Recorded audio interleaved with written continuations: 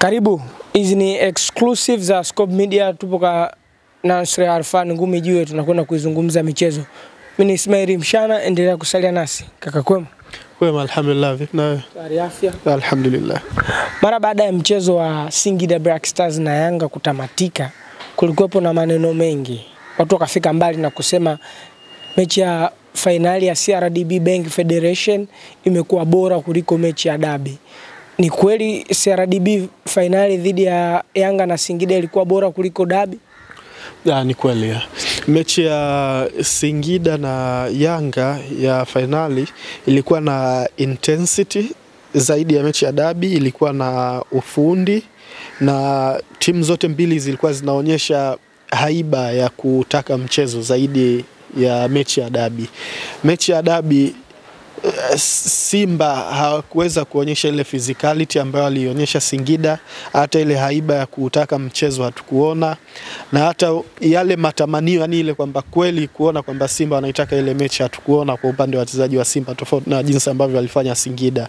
Singida unaweza kuona jinsi hata ambavyo walivyokuwa passion, jinsi ambavyo walikuwa wanafika, baadhi ya madhambi ambayo unajua kwenye mpira kuna undava ama kuwa pose nini, kuwa physicality au kuonyesha ule ubabe kwenye njia ambayo ni chanya, ambayo inaruhusiwa kwenye mpira, kitu ambacho Singida walikuwa nakionyesha sana.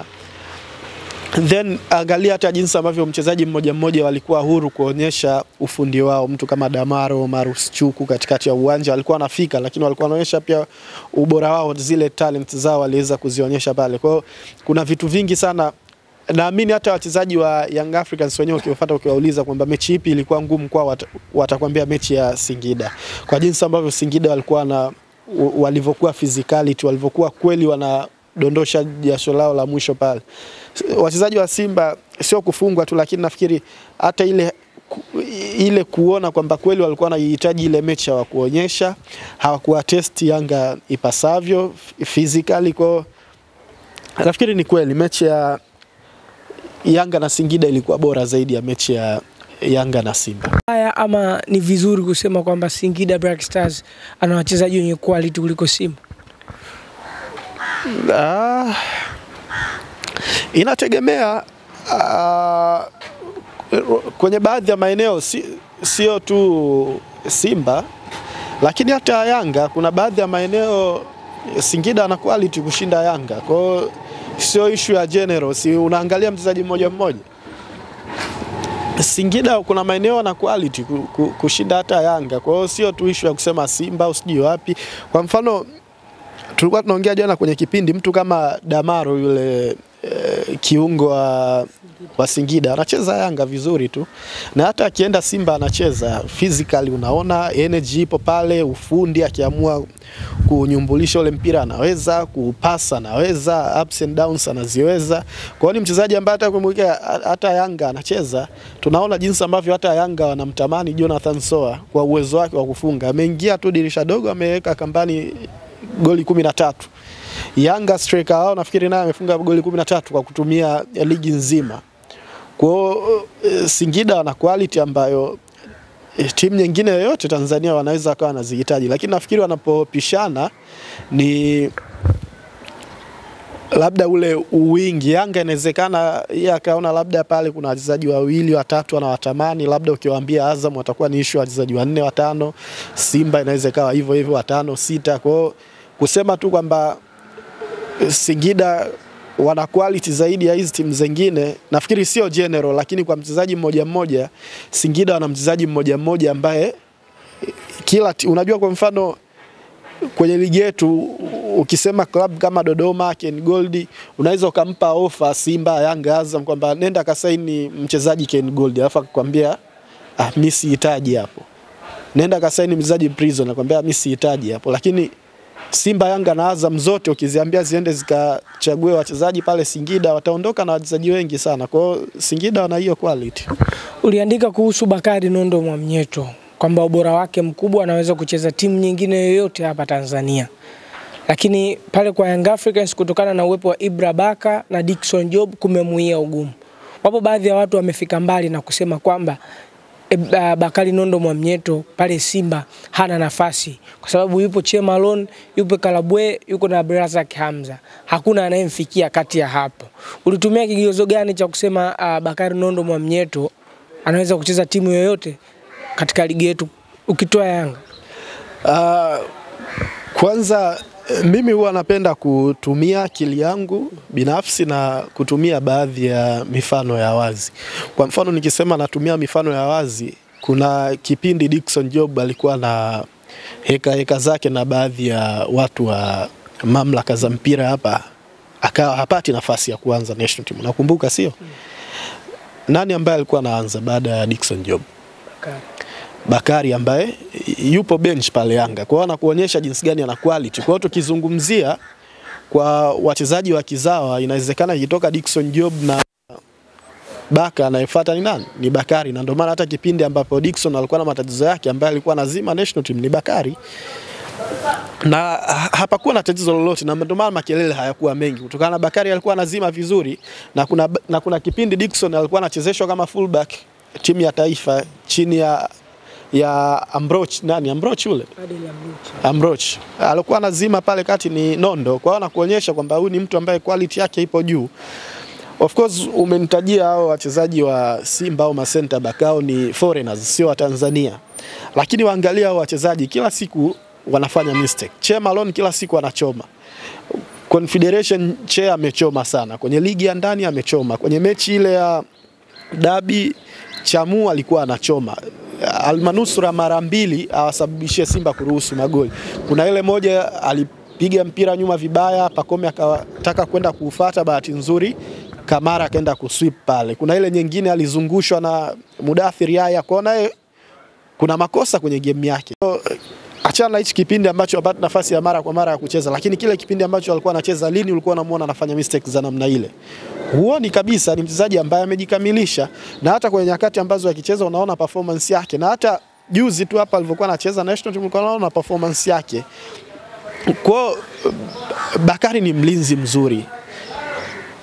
Nguvu anazo, hata ukimwangalia umbo lake lile ni kubwa, technically akiwa na mpira mguuni anaweza kupiga pasi vizuri, kudeal na mipira ya juu, anaweza kucover wide areas. Kwa ni mlinzi mzuri. Mimi tabaki kwa hichi ninachokiamini kwamba kinachomfanya yeye asipate nafasi ya kucheza ni standard ambayo ameiset Dickson Job na Ibrahim Baka.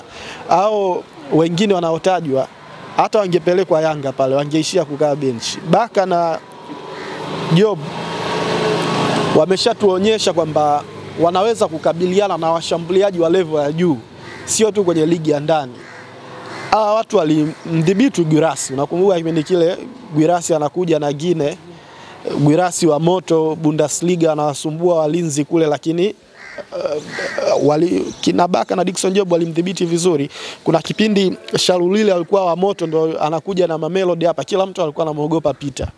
Kakutana na Dickson na Baka wakamdhibiti vizuri. Kwa hiyo kuna standard ambayo waliiset wale, na nikawa nasema ile haisumbui tu wachezaji, lakini hata unajua viongozi wa Yanga pia wanaona kabisa kwamba wanahitaji kuingiza center back mwingine pale, lakini washajaribu kuleta walinzi kadhaa wote yule Gift Freddy kutoka Uganda, si kwamba alikuwa mlinzi mbaya, alikuwa mlinzi mzuri, lakini hakuweza kupenetrate pale. Na hata alipokuwa mwalimu akiamua labda Dickson ama Baka leo asicheze, anaicheza ni Mwamnyeto, sio Gift Freddy, kulingana Bakari naye ni mzuri. Kwa hiyo mimi nitabaki tu kuamini kwa hichi ninachokiamini kwamba kinachomsumbua Bakari ni ubora wale wawili, sio kwamba ni mchezaji mbaya, lakini naamini pia ukimpeleka timu zingine zote anacheza. Mpeleke Azam, mpeleke Simba, mpeleke Dodoma, kote huko anacheza vizuri. Mwanzoni mwa msimu huu, yani 2024 2025, Simba walitoka wazi na kusema wanajenga kikosi. Wakawa wanaomba muda ili kikosi chao kiwe sawa. Lakini mwishoni wa msimu huu tayari Fabrice Ruamba Ngoma ameondoka, mchezaji ambaye ameonekana kiongozi katika kikosi cha Simba amewaaga, lakini ziko tetesi zinasema pengine Simba watapitisha panga kubwa sana pale. Unajenga kikosi, wale wachezaji ambao ulikuwa una mpango nao, ambao tayari labda wana msingi wa kupambana ili kikosi chako kikae sawa, kwa nini unasema unapitisha panga kubwa? Hii pia ni ishara ya kwamba Simba wanataka wabadilishe, waanze kujenga tena kikosi. Kwanza kauli za kwamba Simba atapitisha panga kubwa umezipata wapi? Tetesi, ndio maana nimesema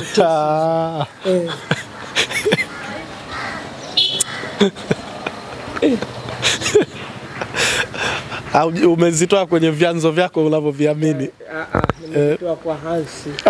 Sajili na Hansi ndo kasema tetesi kama Simba watapitisha panga kubwa kwa kikosi chao. Na moja ya vyanzo ambavyo unavyoviamini sana ni Hansi Raphael. Kitu kikiona kwa Hansi pale unapigia mstari kabisa. Ndio maana nikasema tetesi kaka.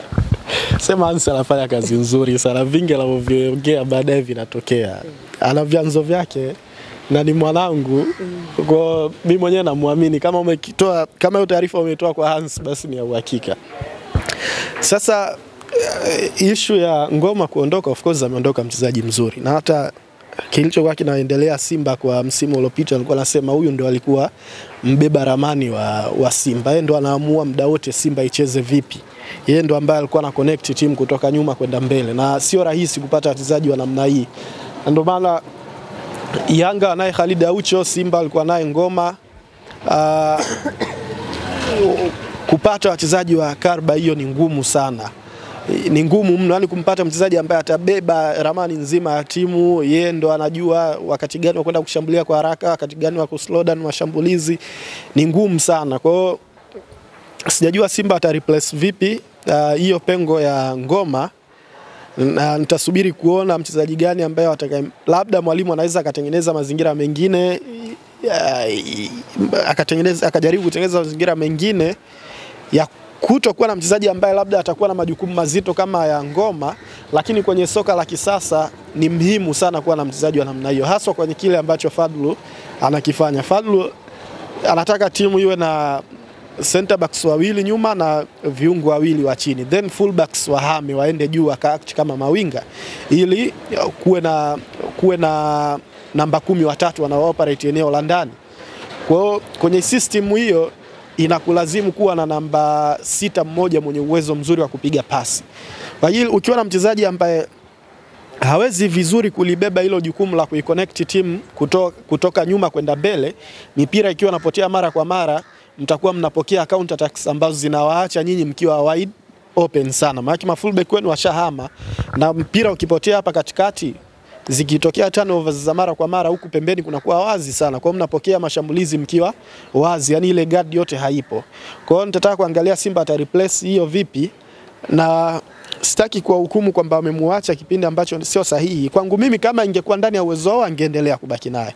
Lakini siwezi kujua nini ambacho kimetokea hapa mpaka mchezaji ameondoka. Umeona hata alivyoondoka ameondoka haraka. Ni kwamba msimu umeisha hapa ameondoka. Kwa hiyo inawezekana kuna baadhi ya vitu vilikuwa nje ya uwezo wa Simba, labda kufanya zile jitihada za kibinadamu za kumzuia. Kwa hiyo kama ni hicho kwamba wao walihitaji kuendelea kubaki naye ikashindikana, nitawaelewa. Na nitawaelewa pia labda kama kuna mambo yameendelea ambayo yaliona labda kwa sababu za nje ya uwanja sio nzuri kuendelea kubaki naye, nitawaelewa. Lakini kama watakuwa wamemuacha kwa sababu za ndani ya uwanja, kwamba labda kiufundi ama nini, kwamba wamemuona tu hafai kwa sababu za ndani ya uwanja, nafikiri watakuwa wamekosea. Kwa hiyo siwezi kulaumu kwa ajili sijajua sababu gani ambayo imewafanya waachane naye. Kama ni sababu za ndani ya uwanja wamekosea, lakini kama ni mambo ya nje ya uwanja na nini, wao wanajua zaidi. Kama Simba akipangua kikosi chao kama ambavyo inasemwa kwenye hizo tetesi, kuna uhatari wao tena kuanza kujenga kikosi na msimu ujao wakawa hawapo tena tayari kuania ubingwa?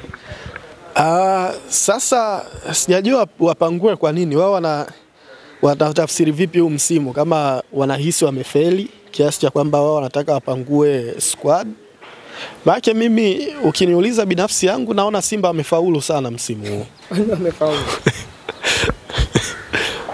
Sasa wajua mimi sipendi kuongea vitu kwa leo niongee hichi kesho niongee hichi.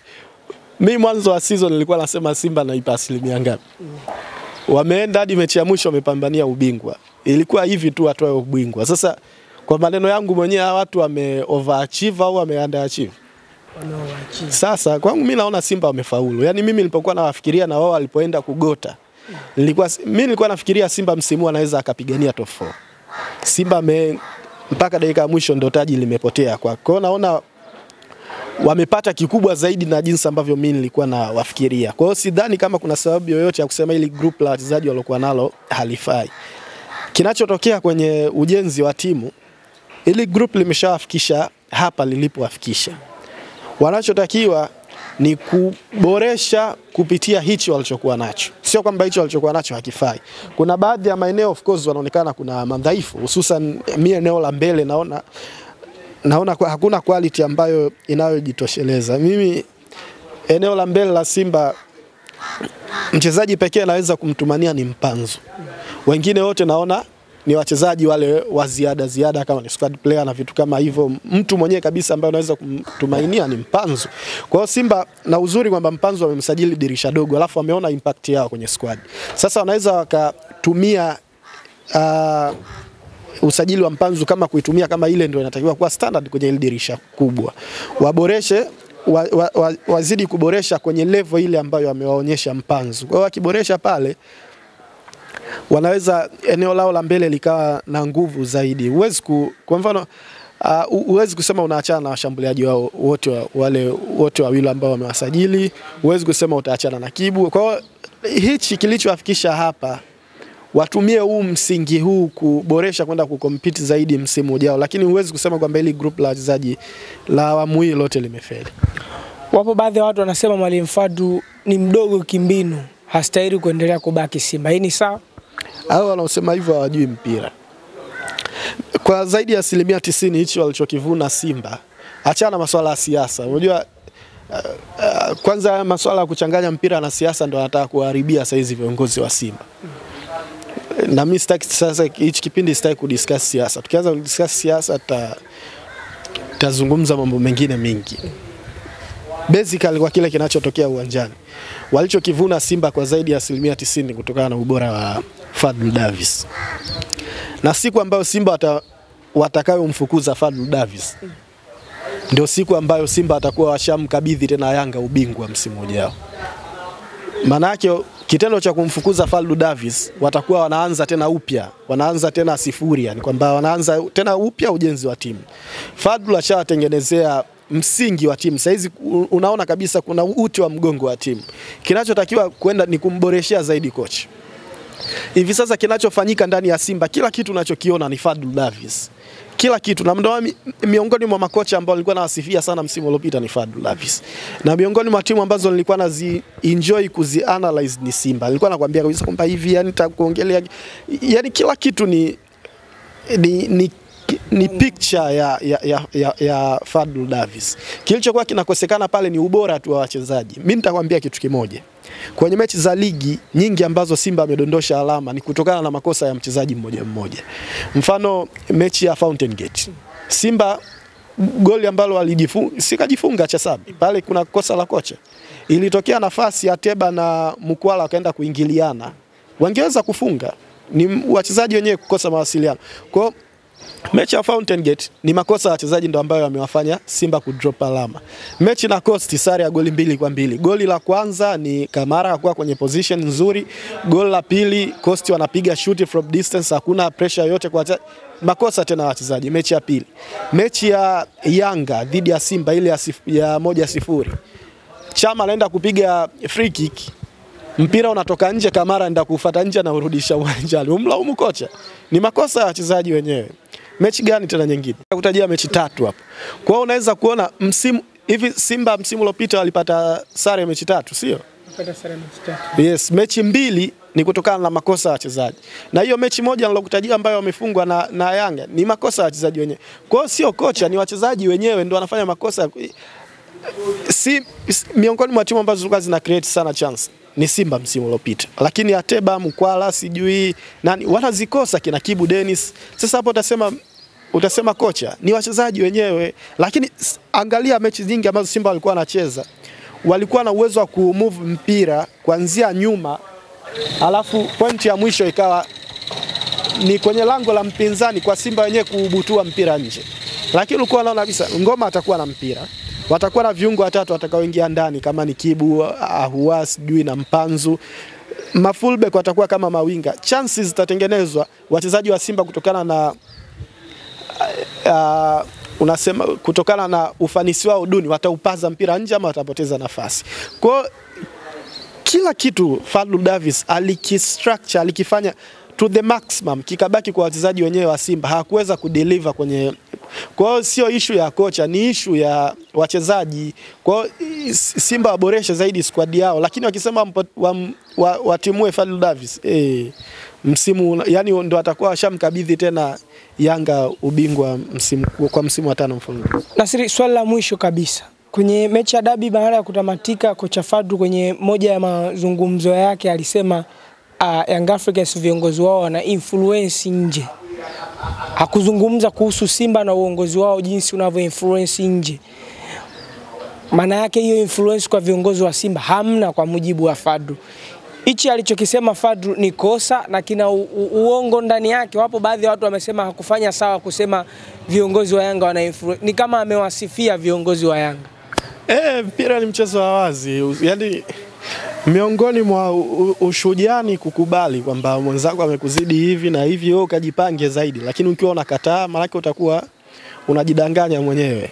Na sio kauli ya kwanza kutoka kwa mtu ambaye yupo ndani ya Simba ambaye anakuambia kama Simba na matatizo ya kiuongozi hivi na hivi. Mwishoni mwa msimu uliopita Che Malone alisema kwamba viongozi wa Simba hawakuimanage vizuri Simba kwa kadri ambavyo msimu ulikuwa unaendelea, walikuwa wasimamii vizuri. Na ukweli, na ni kweli viongozi wa Simba wana matatizo mengi sana, yani wana matatizo chungu mzima. Kwani hivyo alivyosema viongozi wa Yanga wana influence ya nje, ulielewa vipi? Wana mvuto nje ya timu na ndani ya timu. Yaani wana influence nje ya timu. Nafikiri wale viongozi wa Yanga sio tu kuipeleka timu pre-season, sio tu kusajili wachezaji, wale wana kwa kila kinachoendelea wana ni sehemu ya timu, sio tu kwa kile cha ndani ya uwanja mpaka cha nje ya uwanja. Huwezi kusikia leo hii limetokea tatizo lolote la Yanga alafu ukasikia ananyoshewa kidole mtu mmoja, ama sijui kwa mfano tuseme kwa mfano Yanga pale litokea tatizo alafu usikia anatajwa labda Arafat peke yake kwamba Arafat miayushon. Kikitokea chochote cha Yanga ni pamoja, unaona timu ipo pamoja. Hata kipindi kile inayumba, Yanga iliyumba msimu uliopita, lakini ukusikia yakawa na rushwa mawe kwa mtu mmoja mmoja. Simba kikitokea kitu chochote, kuna baadhi ya viongozi wanakaa pembeni, mawe yote anamrushia Mangungu. Sasa ile haitaki kwa vile, timu inatakiwa iwe kiuongozi muda wote iwe pamoja. Yanga alichowazidi pia Simba kwenye uongozi ni kwamba muda wote wapo pamoja na hawatengenezi mipasuko. Mimi kila siku anasema hapa, Simba kuna vitu vingi sana vinavyoonyesha kwamba ndani wao kama uongozi sio viongozi wazuri. Mfano kitu ambacho walikuwa wanamfanyia Aishi, kile kabisa kinaonekana kwamba watu wanatengeneza picha mbaya baina ya wachezaji na viongozi. Haitaki mchezaji kumfanyia kitendo cha namle, tena mchezaji ambaye mwenye nini ya status ya legendary kwenye klabu yenu alafu mna manage vile, haitakiwi. Simba mara unasikia sijui wanawafanyisha mashabiki hivi, wanafanya kama mashabiki wao hawamnazo na mashabiki wanakubali tu. Sasa vitu vya namna ile havitakiwi, yani mnatengeneza mpasuko wenyewe ndani kwa ndani. Inaenda kuchezwa mechi ile ya mwisho, mashabiki mpaka siku ya mechi hajui kama mechi haipo ama haipo. Sasa nyewe viongozi mnafanya kazi ya namna gani? Hamuunganishi timu. Kwa nafikiri alichokilenga Fadlu Davis kwamba viongozi wa Simba nje ya uwanja huku, yani wanakuwa na vitu vingi ambavyo vinaenda kuathiri kinachotokea pale uwanjani kwenye klabu ya Simba. Lakini kwa Yanga unaona chochote ambacho wanakifanya wanakuwa hapo pamoja. Yanga hata kipindi kile wanasema hawachezi, wote walikuwa pamoja hawachezi. Waliposema wanacheza wote wapo pamoja, yani unajua kwamba tamko la timu ni hili, yani unajua kabisa hakuna mgogoro wote ambao utatokea nje ya kwenda kuathiri. Lakini Simba sijui unasikia tu huku chini hatuchezi, tunacheza, yani leo kwa nafikiri Simba wanayo matatizo, ni kweli, yani wanashindwa kuifanya ile club kuwa moja, hakuna link nzuri.